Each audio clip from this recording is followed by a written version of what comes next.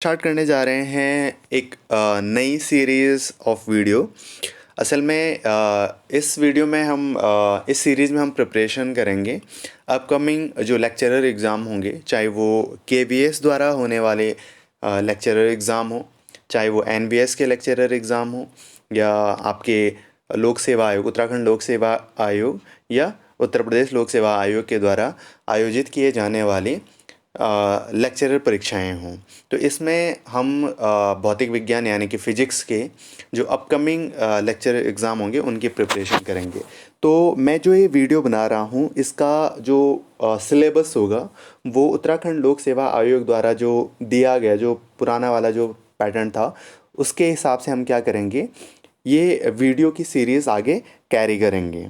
तो आज हम जो टॉपिक स्टार्ट कर रहे हैं, असल में ये टॉपिक है मॉडर्न फिजिक्स का। तो इन सीरीज को बनाते टाइम मैं स्टार्टिंग जो वीडियोस बनाऊंगा किसी भी टॉपिक पे, वो 11th और 12th को बेस मानते हुए बनाऊंगा। और एनसीईआरटी में जो 11th और 12th की जो एनसीईआरटी है उसी के हिसाब से क्वेश्चन का लेवल धीरे धीरे रेज करते हुए ग्रेजुएशन और पोस्ट ग्रेजुएशन लेवल तक के क्या करूँगा, क्वेश्चन यहाँ पे वीडियो में आपके लिए उपलब्ध कराऊँगा। तो आपको मेरा एक छोटा सा काम करना है कि आपको वीडियो को लाइक करना है, शेयर करना है और सब्सक्राइब करना। आपका एक लाइक या आपका एक शेयर मुझे एक मोटिवेशन देगा ताकि मैं ऐसे ही आगे आपके लिए सीक्वेंस में वीडियोस अवेलेबल कराता रहूं। तो इसी के साथ हम वीडियो स्टार्ट करते हैं। चैनल का नाम है द पैडागॉग, ठीक है। और आज का जो टॉपिक है वो है dual nature of radiation and matter. तो फर्स्ट क्वेश्चन है, who established that electric charge is quantized. किसने सबसे पहले ये बताया था कि इलेक्ट्रिक चार्ज क्या होता है, क्वांटाइज्ड होता है। First option is J Thomson, second option is William Crookes, third option is R.A. Millikan and last option is Roentgen. तो आपको पता है कि क्वांटाइजेशन का जो फॉर्मूला है वो क्या है, वो है Q is equal to plus minus NE।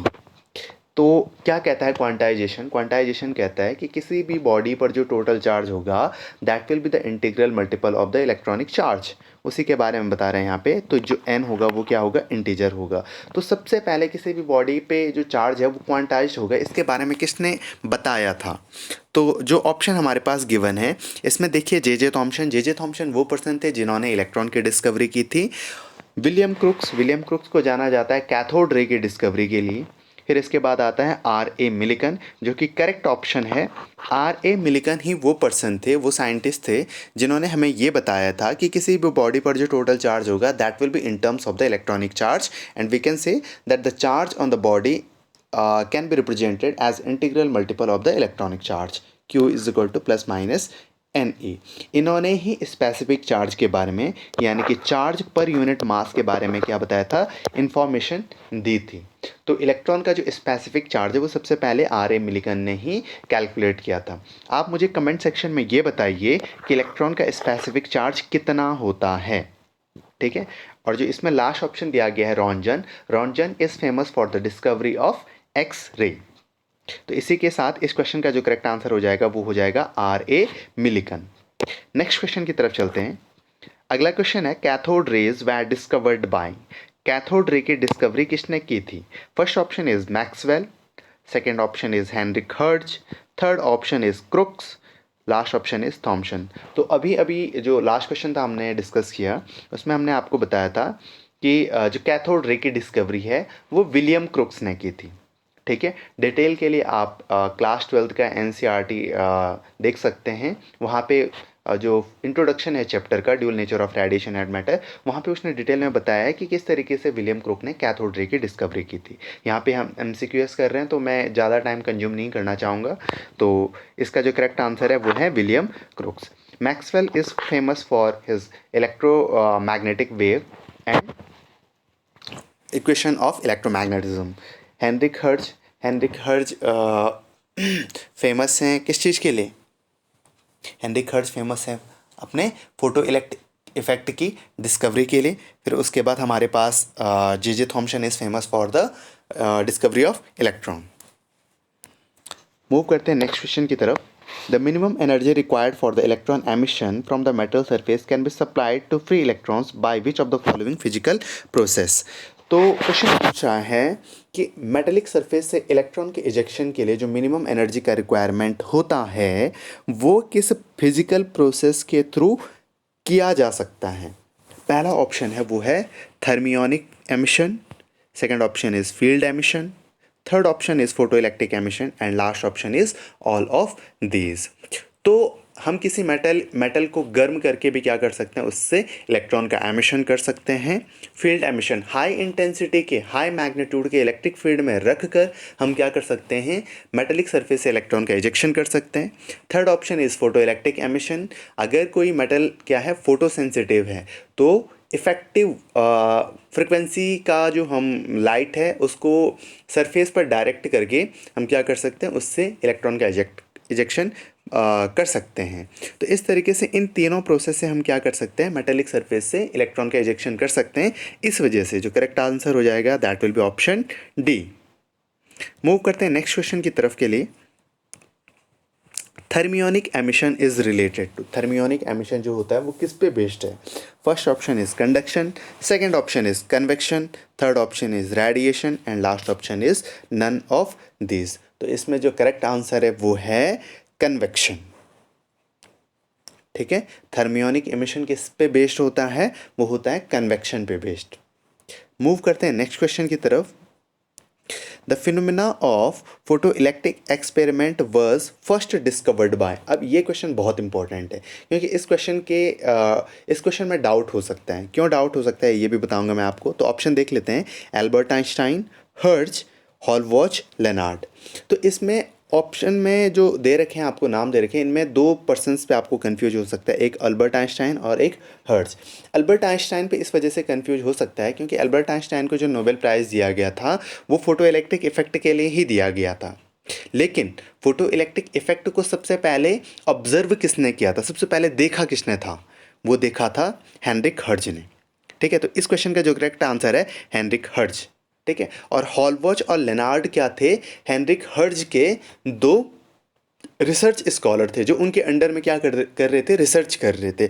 तो उन्होंने जो फोटो इलेक्ट्रिक इफेक्ट है उसका क्या किया था, एक्सपेरिमेंटल स्टडी की थी। ठीक है, हॉलवॉच और लेनार्ड। अब एल्बर्ट आइंस्टाइन क्या है, एल्बर्ट आइंस्टाइन का क्या रोल है?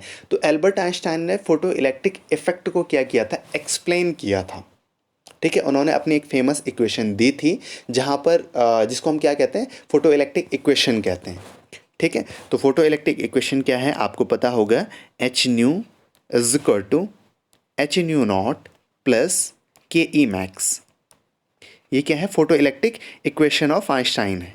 ठीक है, आइंस्टाइन ने ये इक्वेशन दी थी जहाँ पे एच न्यू इंसिडेंट रेडिएशन की एनर्जी है, H nu not that is the threshold energy, और यहाँ पे हमारे पास के ई मैक्स क्या है, maximum kinetic energy after emission of the electron. Move करते हैं नेक्स्ट क्वेश्चन की तरफ। A metal surface ejects electron when hit by green light but none when hit by yellow light. The electrons will be ejected when the surface is hit by. Question में कहा जा रहा है कि एक metallic surface है जिस पर जब ग्रीन कलर की लाइट डाली जाती है तो इलेक्ट्रॉन का इजेक्शन होता है, बट जब येलो कलर की लाइट डाली जाती है तो कोई इजेक्शन नहीं होता है।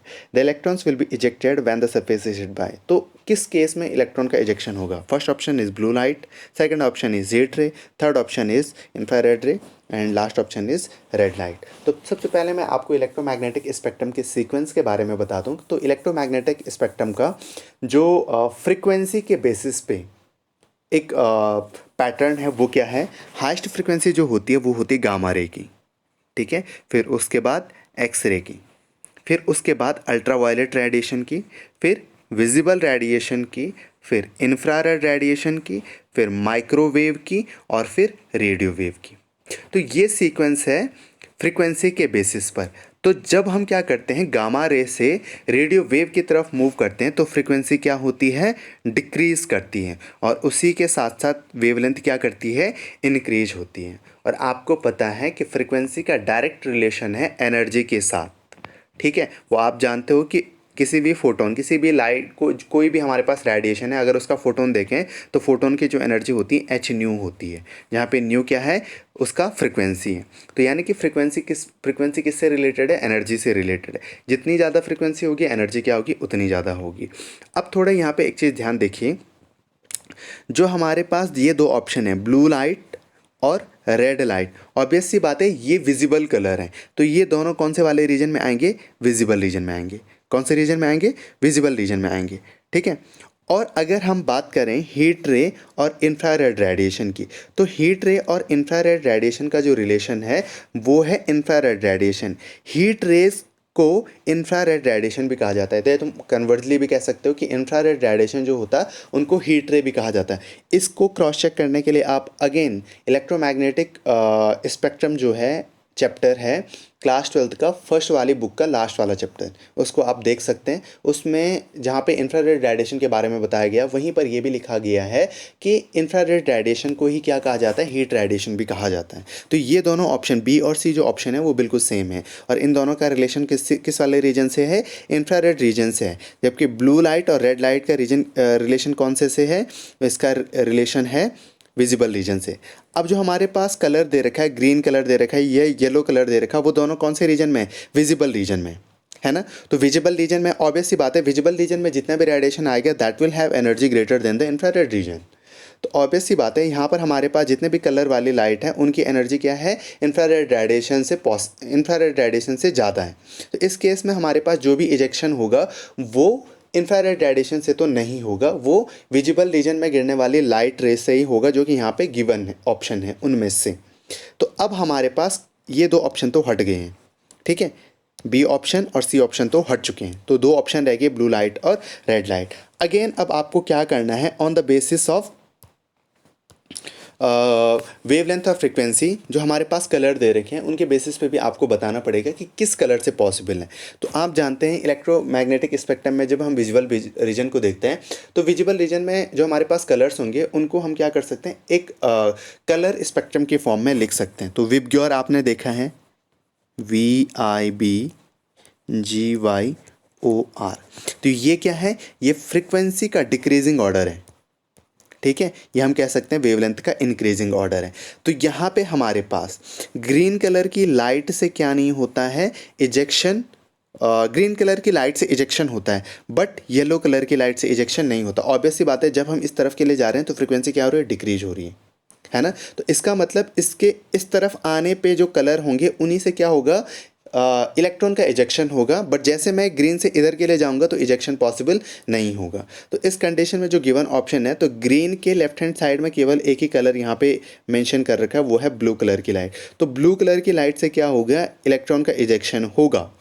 अगर ब्लू कलर की इस जगह इंडिगो भी दिया रहता तो उससे भी पॉसिबल होता, वायलेट कलर दिया रहता तो उससे भी पॉसिबल होता। और यहाँ पे जैसे येलो कलर दे रखा है, तो येलो कलर की लाइट से भी पॉसिबल नहीं, ऑरेंज कलर की लाइट से भी पॉसिबल नहीं, और रेड कलर की लाइट से भी पॉसिबल नहीं। तो इसका जो करेक्ट आंसर हो जाएगा that will be the blue light. Blue light से क्या होगा, इलेक्ट्रॉन का इजेक्शन होगा। Which of the following experiment is correct regarding the photoelectric effect? The photocurrent increases with the intensity of light. First option. Second option है stopping potential increases with the intensity of incident light. Third option is photocurrent increases with the increase in the frequency. And last option is all of these. तो इसमें से आपको most appropriate answer बताना है। तो देखिए ये कह रहा है कि फोटो इलेक्ट्रिक एक्सपेरिमेंट के रिगार्डिंग कौन सा स्टेटमेंट सही है। तो आपको पता है कि जो हमारे पास फोटो इलेक्ट्रिक करंट होती है, ठीक है, फोटो इलेक्ट्रिक करंट किस पे डिपेंड करते हैं, फोटो इलेक्ट्रॉन पे डिपेंड करती है। और फोटो इलेक्ट्रॉन का इजेक्शन तभी पॉसिबल होता है जब एक मिनिमम फ्रिक्वेंसी का रेडिएशन क्या करता है, मेटेलिक सरफेस को हिट करता है, और या उससे ज़्यादा फ्रिक्वेंसी का रेडिएशन मेटेलिक सरफेस को हिट करता है, और तब जाके इलेक्ट्रॉन का इजेक्शन होता है। तो वो जो फ्रिक्वेंसी होती है उसको कहा जाता है थ्रेशोल्ड फ्रिक्वेंसी कहा जाता है, ठीक है। और यहाँ पे अगर सपोज कीजिए आप इंटेंसिटी बढ़ा रहे हैं, ठीक है, तो इंटेंसिटी बढ़ाने का सीधा सीधा मतलब ये है कि आप नंबर ऑफ इंसिडेंटिंग फोटोन बढ़ा रहे हैं। तो जितने ज़्यादा फोटोन होंगे वो क्या करेंगे, उतने ज़्यादा इलेक्ट्रॉन्स के साथ इंटरेक्शन करेंगे। और अगर सपोज कीजिए आपकी जो फ्रिक्वेंसी है वो थ्रेशोल्ड फ्रिक्वेंसी से ज़्यादा है, तो उस कंडीशन में हमारे पास इंटेंसिटी बढ़ाने के साथ साथ इजेक्टेड इलेक्ट्रॉन्स का नंबर क्या हो जाएगा, बढ़ जाएगा। और इस केस में हम कह सकते हैं कि इंटेंसिटी बढ़ाने से इजेक्टेड इलेक्ट्रॉन्स का नंबर बढ़ेगा और साइमल्टेनियसली क्या हो जाएगा, करंट भी इंक्रीज हो जाएगा। तो पहला वाला स्टेटमेंट तो सही है। दूसरा वाला स्टेटमेंट देखिए, stopping potential increases with the intensity of incident light. तो ये ऑप्शन क्या है, गलत है, क्योंकि इंटेंसिटी का एनर्जी के साथ कोई लेना देना नहीं है। आपको पता है कि अगर सपोज कीजिए हमारे पास इंटेंसिटी क्या कर रहे हैं, आप बढ़ा रहे हैं, ठीक है, तो इंटेंसिटी बढ़ाने से मैक्सिमम काइनेटिक एनर्जी पे कोई इम्पैक्ट नहीं पड़ता है। तो मैक्सिमम काइनेटिक एनर्जी पे कोई इम्पैक्ट नहीं पड़ेगा तो रिटार्डिंग पोटेंशियल हमको वैरी करने की रिक्वायरमेंट नहीं होती है। तो इस कंडीशन में इंटेंसिटी बढ़ाने से स्टॉपिंग पोटेंशियल पे कोई फ़र्क नहीं पड़ता है। सेकंड वाला जो ऑप्शन है वो क्या हो जाएगा, गलत हो जाएगा। थर्ड ऑप्शन देखिए, the photo current increases with the increase in the frequency. अभी अभी मैंने आपको बताया है कि फोटो करंट इंटेंसिटी बढ़ाने पर बढ़ती है। कब, जब फ्रिक्वेंसी थ्रेशोल्ड फ्रिक्वेंसी से ज़्यादा हो तब। अगर आप क्या कर रहे हो, आप इंटेंसिटी सेम रख रहे हो लेकिन आप फ्रिक्वेंसी बढ़ा रहे हो, तो फ्रिक्वेंसी बढ़ाने पे आप केवल एनर्जी बढ़ाओगे और एनर्जी बढ़ने से केवल क्या होगी, मैक्सिमम काइनेटिक एनर्जी जो होगी वो बढ़ेगी। मतलब स्टॉपिंग पोटेंशियल बढ़ सकता है बट करंट पे कोई इम्पैक्ट नहीं पड़ेगा। तो ये वाला ऑप्शन भी क्या हो जाएगा, गलत हो जाएगा। तो इसमें जो करेक्ट आंसर है that is the option A. Move करते हैं नेक्स्ट क्वेश्चन की तरफ। In photo electric effect the photo current depends both on intensity and frequency of incident light, does not depends on the frequency of incident light but depends on the intensity of incident light, decreases with the increase in the frequency of incident light, increases with the increase in the frequency of incident light। अभी अभी मैंने आपसे कहा कि photo current का, ठीक है, photo current का फ्रीक्वेंसी के साथ कोई लेना देना नहीं है, ठीक है। अगर मतलब कब, जब थ्रेशोल्ड फ्रिक्वेंसी से ज़्यादा है आपके पास फ्रिक्वेंसी, थ्रेशोल्ड फ्रिक्वेंसी से ज़्यादा अगर आपके पास है और तब जाके आप क्या कर रहे हो, फ्रिक्वेंसी को थ्रेशोल्ड फ्रिक्वेंसी से अपर रेंज में ही वैरी कर रहे हो, तो फोटो करंट पे कोई इम्पैक्ट नहीं पड़ेगा। तो ये हमारे पास जो थर्ड वाला ऑप्शन है और फोर्थ वाला जो ऑप्शन है वो दोनों गलत हो जाएंगे, ठीक है। Decreases with the increase in the frequency of incident light, increases with the increase in the frequency of incident light, does not depends on the frequency of incident light but depends on the intensity of the incident light. ये वाला option भी गलत हो जाएगा।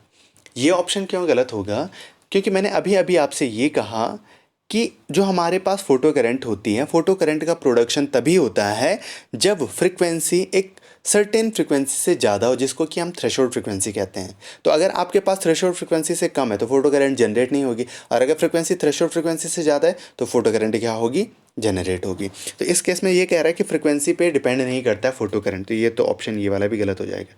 Depends both on intensity and frequency of incident light, ये option सही है। क्यों, क्योंकि फोटो करंट का प्रोडक्शन तब होगा जब फ्रिक्वेंसी क्या होगी, थ्रेशोल्ड फ्रिक्वेंसी से ज़्यादा होगी। तो ये तो होगी dependence on the intensity of incident light. अब इंटेंसिटी पे किस तरीके से डिपेंड करता है, मान लो आपने 2 फोटोन डाले, तो 2 फोटोन डालने से मान लीजिए 2 फोटो इलेक्ट्रॉन क्या होते हैं, इजेक्ट होते हैं। तो 2 फोटो इलेक्ट्रॉन जब इजेक्ट होंगे तो वो 2 यूनिट मान लीजिए क्या करते हैं, करंट कंस्टिट्यूट करते हैं। लेकिन अगर मैं कहूँ आपसे कि 4 फोटोन इंसिडेंट होते हैं जिनकी फ्रिक्वेंसी क्या है, थ्रेशोल्ड फ्रिक्वेंसी से ज़्यादा है, तो उस कंडीशन में वो 4 इलेक्ट्रॉन के साथ इंटरेक्शन करेंगे, और 4 इलेक्ट्रॉन के साथ इंटरेक्शन करेंगे तो ऑब्वियस सी बात है सेम प्रोपोर्शन में वो क्या करेंगे, वो करंट भी रेस करेंगे, यानी कि 4 यूनिट हमारे पास क्या मिलेगी, करंट मिलेगी। यानी कि इंटेंसिटी पे भी डिपेंड कर रहा है और फ्रिक्वेंसी पे भी डिपेंड कर रहा है। तो जो करेक्ट आंसर हो जाएगा that will be option A. Next question है, the maximum value of photo electric current is called. Photo electric current की जो मैक्सिमम वैल्यू होती है उसको हम क्या कहते हैं, base current, collector current, saturation current या एमिटर करंट, ठीक है। तो बेस करंट हम नहीं कहते हैं, ये वाला जो टर्म है वो किससे रिलेटेड है, ये रिलेटेड है ट्रांजिस्टर से।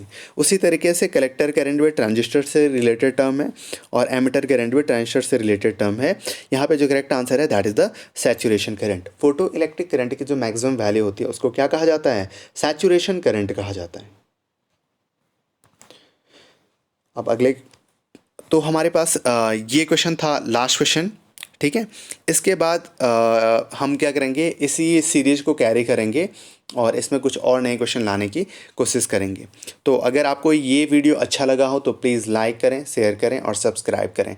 और आपका जब आप लाइक करोगे तो ऑब्वियस सी बात है हमें एक मोटिवेशन मिलेगा ताकि हम आने वाले टाइम में इसी तरीके के वीडियोज़ लेके आते रहें, ठीक है। Thank you.